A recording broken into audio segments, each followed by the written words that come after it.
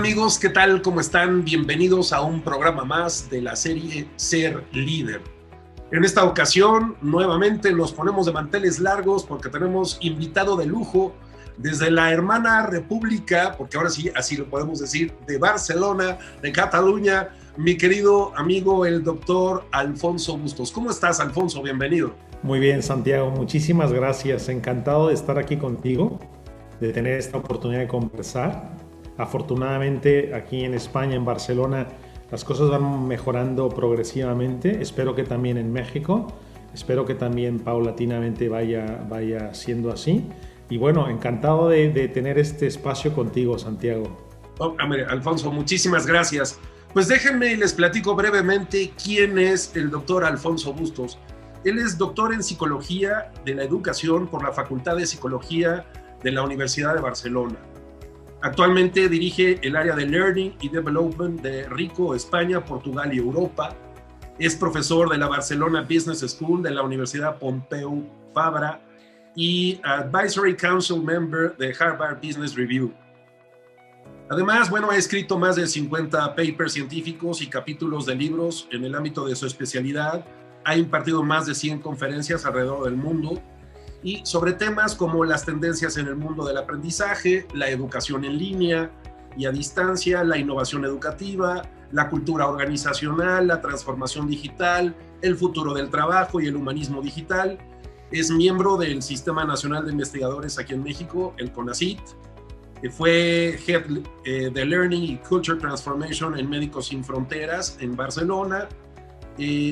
Anteriormente fue director de formación corporativa de BBVA Bancomer y de la Universidad BBVA Bancomer. En fin, es una persona con amplísima experiencia y me encanta la idea de tenerte como invitado, mi querido Alfonso, porque pues ya sabes que este tema del liderazgo nos apasiona y no están ustedes para saberlo ni yo para contárselos, pero Alfonso me hizo el favor de regalarme el prólogo del libro Ser Líder, justo que ha sido el pretexto para empezar esta serie de televisión. Entonces, muy agradecido, mi querido Alfonso, y bienvenido a este programa Ser Líder. Y pues entremos directo al tema.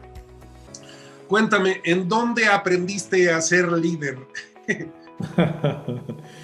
Bueno, Santiago, primero felicidades por este proceso, ¿no? Sabes que el libro fue una gran experiencia compartida y fue un placer hacer el prólogo de ese libro porque claramente era retador, ¿no? Planteando una serie de elementos a propósito de liderazgo muy interesante. Y ya en el libro, en el prólogo, acuérdate que hablábamos de que desde un punto de vista teórico el liderazgo es un proceso transaccional, un proceso de negociación.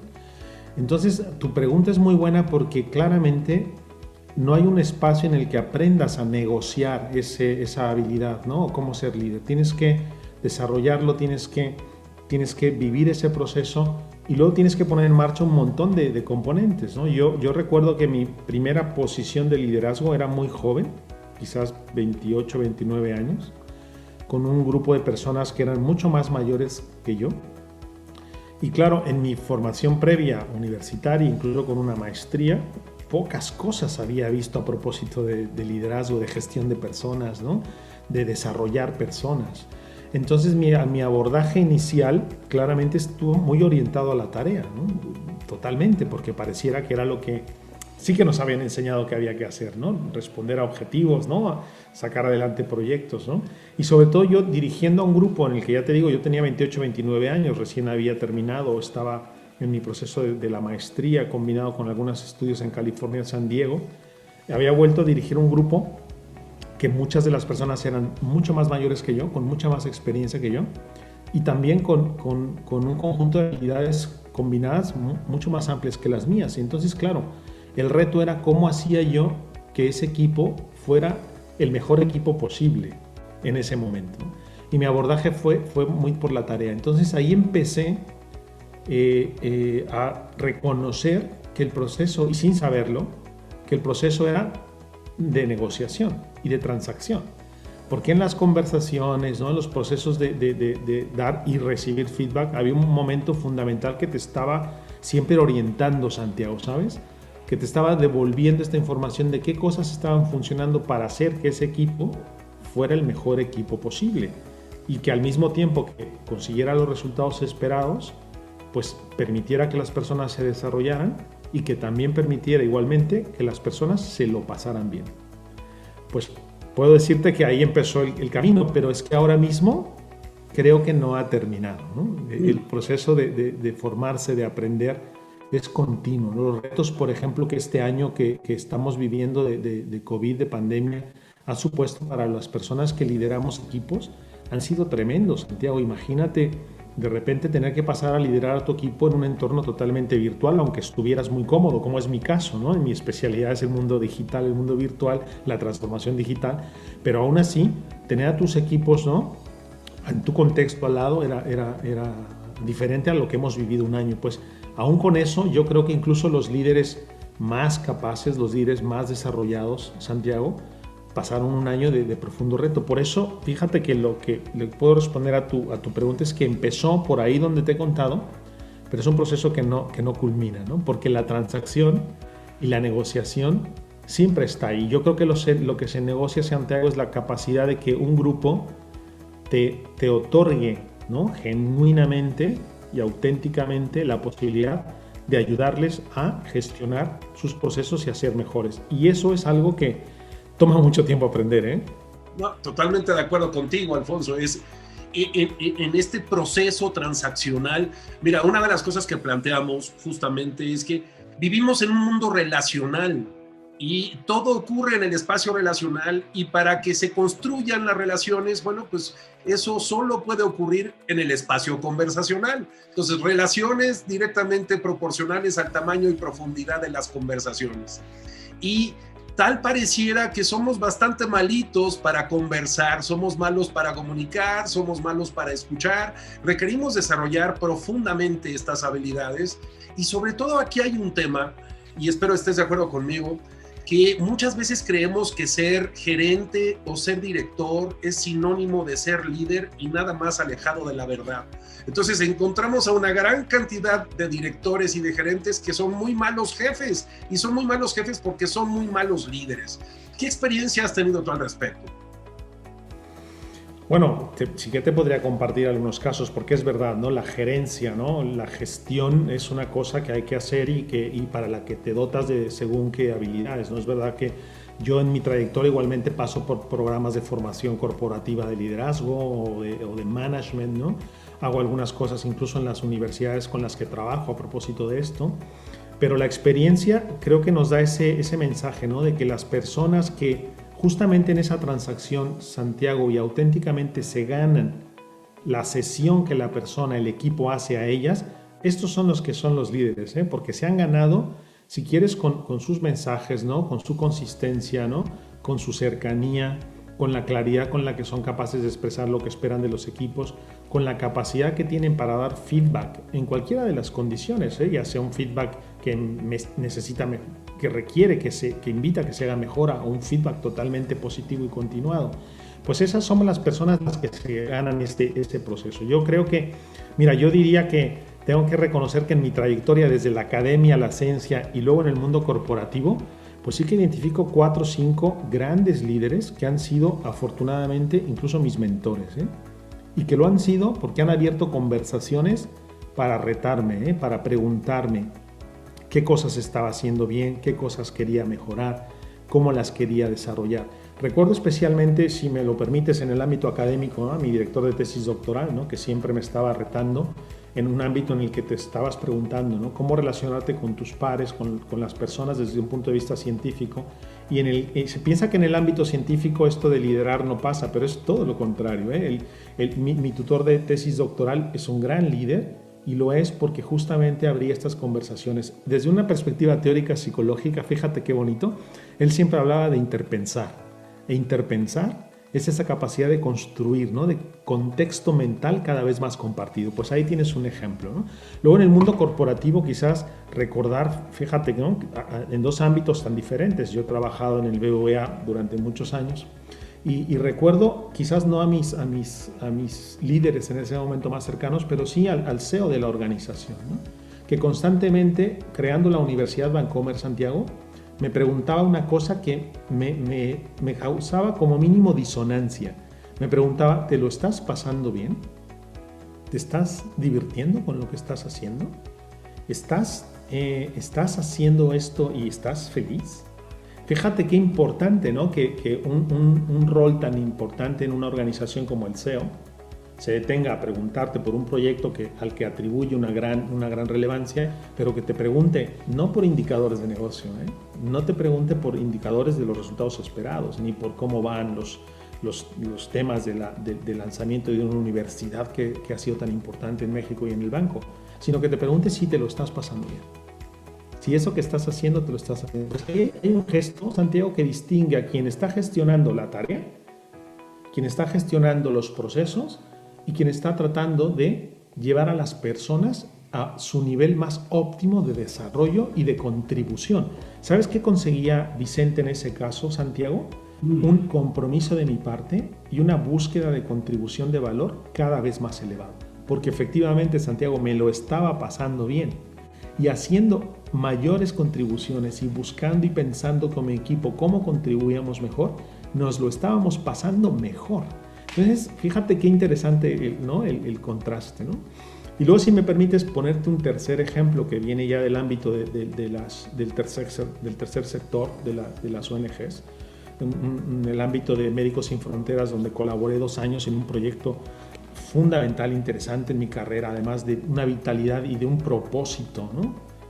Potentísimo. Imagínate que trabajas en una organización donde entregar ayuda médica humanitaria para salvar las vidas de las personas en situaciones de crisis es el propósito.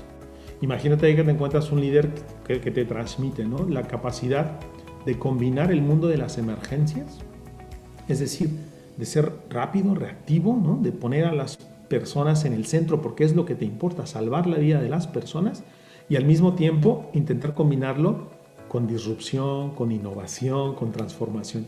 Pues en Médicos tuve la gran fortuna de encontrarme no con uno, con varios, pero fundamentalmente con el presidente de Médicos Sin Fronteras, que tenía esta capacidad, ¿no? De llevarme a un mundo en el que podía combinar mi conocimiento de agilidad, de innovación, de transformación, de crear equipos de codiseño y de co-creación, poniendo al paciente de Médicos Sin Fronteras siempre en el centro, ¿no? Poniendo la importancia de salvar vidas de las personas. Imagínate qué grado me impactó que todo el proyecto que nosotros desarrollamos en Médicos Sin Fronteras, Santiago, tenía como lema: aprender también salva vidas. Porque justamente pude entender gracias al liderazgo de esta persona. Y ahora lo que quiero destacar es que en ese caso, ¿no? Notabas ese liderazgo porque otra vez no era una preocupación por ese micromanagement, ¿sabes, Santiago? Por qué está pasando con esto, con los presupuestos, que es importante y lo tienes que hacer, y eso siempre se hará. Su preocupación era cómo Alfonso es capaz de contribuir con todo lo que sabe de un mundo tan diferente como es la ciencia del aprendizaje, el mundo corporativo, el aprendizaje y la transformación. ¿Cómo es capaz de ayudar? Y yo, como líder, ¿cómo le ayudo a Alfonso a que todo eso se transfiera a Médicos Sin Fronteras, contribuya a Médicos Sin Fronteras?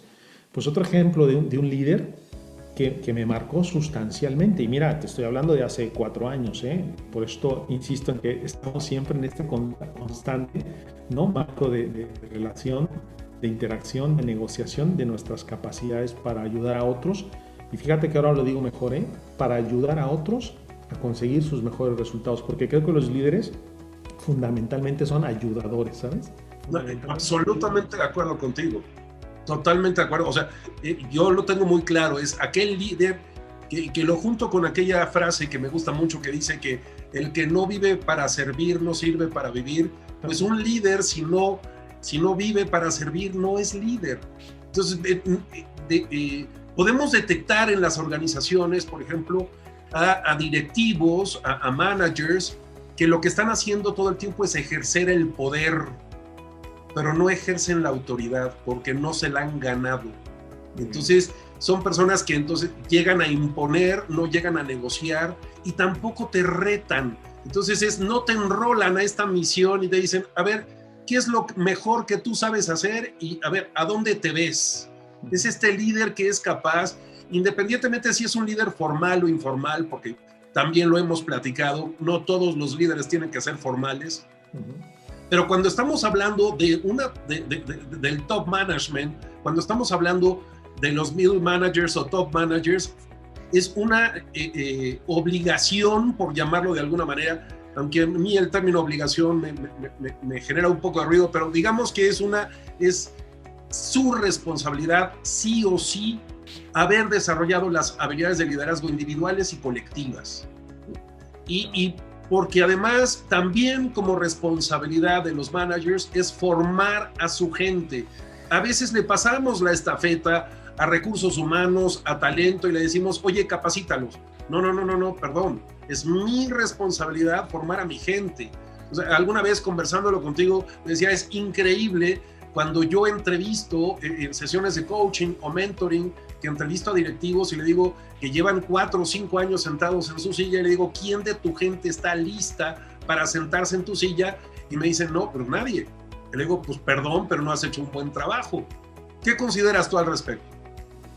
Bueno, sin duda, es que cada vez deberíamos hablar, ¿no?, de que una de las funciones de cualquier manager, de cualquier líder, es siempre ser un líder que desarrolla a su equipo, ¿no? A veces lo decimos como un líder desarrollador, pero es que ese es me parece la expresión máxima de alguien que ayuda a un equipo, ¿no? Porque lo ayudas no solamente a cumplir con la tarea, que sí que es importante, ¿no?, a conseguir los objetivos, que sí que es importante, pero lo ayudas a entender y a conectar con el propósito de la organización, porque puedes, ¿no?, compartir, ¿no?, y generar esta conciencia de compartir, de entender el propósito de la organización, pero más aún le puedes ayudar a conectar su propósito personal con el propósito de la organización. Y claramente eso solo se consigue con esas conversaciones que un líder abre, ¿no?, que abre con sentido, Santiago, en el marco de lo que quiere conseguir, a dónde quiere ayudar a la persona a llegar. Entonces, para mí, desarrollar a los equipos es fundamental. Es verdad que no todas las organizaciones ni todos los líderes lo piensan así, porque se piensa que es una función, creo que como decías, ¿no?, de alguien más, de un tercero, e incluso a veces se piensa, ¿no?, es la responsabilidad del propio individuo. Y es verdad, ¿no?, el proceso de desarrollo y de formación, ¿no?, y de avance y evolución es responsabilidad de cada una de las personas, pero es responsabilidad del líder hacer las preguntas y poner los recursos conversacionales, actitudinales, ¿no?, de habilidades en el equipo para que puedan desarrollarse en este sentido, ¿no? Yo creo que esto es fundamental en cualquier ámbito ya de actuación para gestionar los equipos. Si no les preguntas a dónde quieres llegar, qué quieres hacer, ¿no?, cómo quieres conseguirlo, si no haces preguntas poderosas, ¿no?, que generan conversaciones poderosas, pues te estás perdiendo la mejor de las oportunidades. Y creo que aquí me gustaría abrir un tópico, Santiago, que considero fundamental. Si un líder no abre esas conversaciones, lo que está perdiendo es la capacidad para sí mismo de desarrollarse, porque se queda en el ámbito de que escuchará solo lo que quiera escuchar, ¿no? Escuchará solo aquello que esté en el marco de la gestión y de lo que está controlado. Y las conversaciones poderosas que abres con tus colaboradores, lo que tienen de bondadoso para el líder es que abren cosas que no visualizas, ¿no?, aspectos que tú no alcanzas a visualizar y que solo en la conversación con tu equipo las consigues desarrollar. Entonces ganas mucho más como líder, Santiago, abriendo esas conversaciones, planteando esas preguntas, que lo que estás dando. Al contrario, ¿no?, es un proceso con el que ganas muchísimo. Y yo creo que desarrollando a las personas todavía ganas mucho más, ¿no? Las personas se encontrarán ese compromiso que desarrollan, incluso recuperando tu idea de autoridad, ¿no?, esa autoridad que también es transaccional, es una cesión. Alguien te cede la autoridad y entonces tú la utilizas para desarrollar a las personas. Y yo creo que el ámbito más importante es haciendo las preguntas que son potentes, ¿no?, que empoderan a las personas, y también poniendo en el marco de las posibilidades, ¿no?, lo que las personas pueden hacer para desarrollarse. Si no lo haces como líder de un equipo, pues creo que no estás siendo el líder del equipo, Santiago.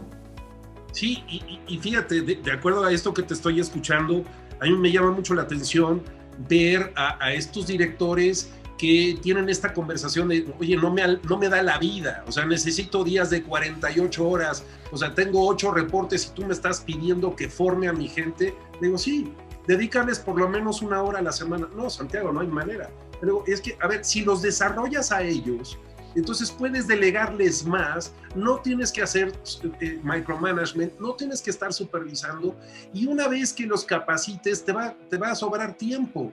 El time management desafortunadamente suele ser un problema si incurrimos justo en estar metidos en la supervisión, en la ejecución, en la administración, cuando como directivos esa ya no es la responsabilidad. Pero sin embargo, no nos enseñaron en ningún lado y bueno, vamos modelando, vamos copiando a buenos o malos jefes y a veces incorporamos una serie de digamos, como hábitos que quizá no sean los mejores viéndolos desde afuera, pero si tú dices, si a mi jefe le funcionó y bueno, pues a lo mejor el clima no era tan bueno, pero le funcionó, pues a lo mejor yo lo voy a hacer igual. Y entonces dices, hey, no existen otras formas, otras maneras. Un poco por eso la idea de publicar el libro, de ser líder, y que bueno, que tú amablemente me apoyaste en la revisión y en el prólogo, y haciéndome tus grandes observaciones, Alfonso.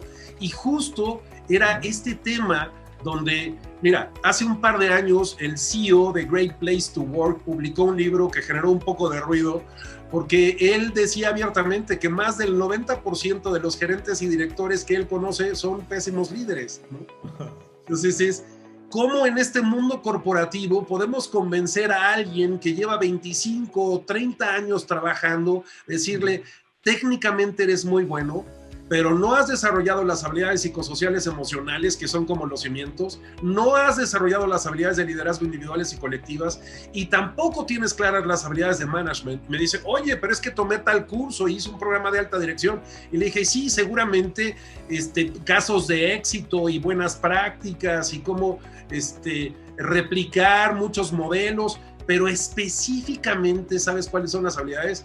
Y mira, nos encontramos con que no, y llevan 25, 30 años trabajando y sorpresa, ¿no? Sí, yo fíjate que escuchándote pienso en varias cosas y es muy interesante, me reía porque eres muy ilustrativo y es verdad, ¿no? Yo que estoy convencido de que pasan dos cosas que quería compartirte. La primera es que fíjate que el doctor Chamorro, un gran científico, ¿no? Psicólogo que trabaja en estos temas de psicología, viene trabajando desde hace años un tema que me parece interesantísimo compartirte y compartir con tu audiencia, y es ¿qué es más importante, ser o parecer? Incluso se pregunta, ¿no? ¿Por qué tantos hombres incompetentes llegan a ser líderes, ¿no? Y la respuesta está porque estamos en una cultura en donde parecer es más importante que ser. Y parecer quiere decir hacer como, que dominamos los temas, hacer... Entonces, claro, estamos tan preocupados por el parecer, Santiago, y yo creo que este punto que tú traías ahora a la discusión es clave en este sentido, porque si nos ocupáramos más por el ser, es decir, ¿no? por la coherencia, ¿no? por el para qué de una función de liderazgo, pues tendríamos mejores capacidades que estar más bien preocupados por el parecer, que está más bien en lo accionable, ¿no? Incluso en la sobreconfianza que a veces nos han llevado en los contextos, ¿no? Tienes que mostrarte seguro, ¿no? Súper seguro, porque claro, eres el súper líder, eres el jefe, eres el que gestiona, entonces tienes que tener una seguridad, y no, la vulnerabilidad, ¿no? La capacidad de preguntar a los equipos, la capacidad de mostrar que hay algo que tú no sabes, pero que puedes preguntar y puedes buscar la manera de generarlo, es algo que no nos han enseñado, ni siquiera, fíjate, en los grandes ámbitos de las escuelas de liderazgo, de las escuelas de negocios, ¿no? El segundo punto que te quería compartir es que tenemos mucha evidencia de que se invierte muchísimo dinero en programas de liderazgo en las organizaciones y no sabemos cuál es el retorno. No lo sabemos, porque algo no estamos haciendo bien. Creo que tiene que ver con que estamos impactando más desde el parecer que desde el ser. Entonces, claro, hacemos programas muy completos, por supuesto que seguirán siendo importantes, lo que hacen tu propia organización, las escuelas de negocios, es importantísimo seguir haciéndolo, pero quizás el foco tiene que empezar a moverse a esa cuestión que ya habíamos hablado en tu libro, Santiago. El liderazgo es una cuestión de identidad, es una cuestión de desarrollar tu identidad como persona que lidera los equipos para ayudarles a conseguir sus mejores resultados. Y como no toquemos la identidad de las personas, Santiago, nos quedaremos en lo táctico. Y lo táctico suele ser micromanagement. Lo táctico suele ser el qué. Lo táctico suele quedarse en lo superficial. En cambio, si hablamos de la identidad de las personas y cómo el ejercicio de liderazgo moviliza tu identidad, empezamos a movernos a elementos más asociados al para qué, al sentido del trabajo, al sentido de liderar un equipo, y ahí encontramos un espacio, quizás si me permites, de trascendencia, ¿no? Que ahí, quizás en tu libro lo decías en algún punto, los líderes cuando van a guiar un equipo, quizás tengan que preguntarse, ¿no? ¿Cuál es la trascendencia de mi participación aquí? ¿Qué es lo que voy a dejar como legado en este equipo? Yo me lo empecé a preguntar hace algunos años, Santiago, no pocos. ¿Cuál es mi legado para este equipo? Mi legado será que sepan hacer mucho más, que sean capaces, que su autoconfianza mejore, que se desarrollen, que puedan ofrecer más valor. Pues vale, eso será mi legado. Si mi legado es que dejar un proyecto armado, estructurado, funcional, que el negocio lo reconozca, pues ese es mi legado. Si mi legado será, ¿no?, haber transformado, ¿no?, la forma en la que las personas interactúan, se relacionan, se comunican, incluso ofrecen al negocio y a los otros sus propias capacidades, pues a lo mejor así es mi legado. Entonces yo creo que esto deberíamos encontrar la manera de enseñarlo pronto, las personas que quieren tener una vía de trabajo en este sentido. Tendríamos que enseñarles a preguntarse, ¿cuál es la identidad que quiero desarrollar? ¿Cómo es la forma en la que mi identidad se desarrolla? ¿Y cuáles son los mecanismos con los que yo transacciono, negocio esa identidad con el equipo con el que estoy trabajando? Y la tercera es, ¿cuál es el legado que quiero dejar en este equipo? ¿Para qué quiero liderar este equipo? Si lo quiero liderar por una razón meramente individual, táctica, transaccional, no voy a conseguir, ¿no?, ejercer de líder en ese equipo, de líder auténtico. Sí, y mira, tú sabes, porque te lo he compartido en más de una ocasión, ha sido mi paño de lágrimas, pero de repente yo me acerco con ciertas instituciones académicas, nacionales e internacionales, y cuando les hablo de liderazgo desde el ser, como para ayudar a las personas a forjar su identidad, su personalidad, su carácter, tal pareciera que estoy hablando de temas esotéricos, místicos, cuánticos, más mágicos, musicales. Me dicen, no, ahí no. Y le digo, hey, por el amor de Dios, es que es importantísimo. O sea, esta persona que técnicamente es extraordinario, pero no requerimos ayudarlo a forjar su carácter, tiene cero coeficiente emocional. Entonces, bueno, trata a la gente con la punta del pie. O esta persona que no tiene clara su identidad y entonces que es un diamante en bruto y que sí, un buen líder puede ayudar a pulir a esa persona. Yo hace algunos años que me encontré en el camino este famoso efecto Dunning-Kruger, que dice que la ignorancia es atrevida. Sí, por supuesto, por un lado podemos tener a gente que se atreve a hacer cosas porque es verdaderamente ignorante, y vemos para eso pues muestras de muchísimos líderes en el mundo. Y por el otro lado, también en estos equipos, a personas que tienen todas las habilidades, que tienen todas las capacidades, pero que no se la creen. Y tan peligroso es el ignorante atrevido, como aquel que no se la cree y tiene todas las capacidades, y ahí es a donde surge justo el líder, y que a unos los tranquiliza y a otros los empodera, ¿no? Sí. Yo creo que has dicho algo muy bonito, ¿no? Que es esta idea de cuándo dónde aparecen esos mecanismos, ¿no? Que a la persona le harán hacerse las grandes preguntas, porque sin hacerse esas preguntas no podrá liderar a los equipos, Y mira, fíjate, yo no sé si vamos a terminar, pero técnicamente puedes desarrollar progresiva y paulatinamente a cualquier persona, pero desde el punto de vista de las habilidades que requerimos ahora mismo para liderar las instituciones, las organizaciones, los estados, incluso las macro instituciones que nos ayudan a nivel global, tenemos un gran reto, porque hay una cierta evidencia, ¿no?, de una carencia de liderazgo, no solo en las organizaciones, sino en los estados, en los gobiernos, y tiene que ver, a mi juicio, con que el tema no es un tema técnico. Podemos desarrollar los aspectos técnicos progresivamente. El tema tiene que ver con el para qué, con el sentido de ayudar a los otros, con la identidad de las personas que se negocia para ser o no ese auténtico líder, y sobre todo, si me permite, Santiago, con la capacidad de entender que el liderazgo es un proceso de desarrollo continuado como el aprendizaje mismo. El aprendiz permanente.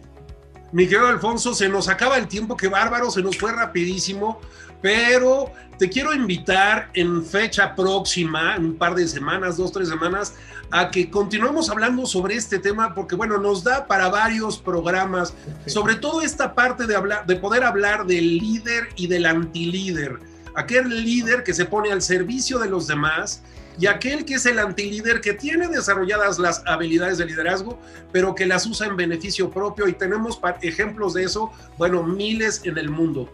Pero bueno, antes que otra cosa, quiero agradecerte el favor de tu presencia. Muchísimas gracias por participar en este programa. Y bueno, culminarte, invitarte en un par de semanas a un nuevo programa de la serie Ser Líder.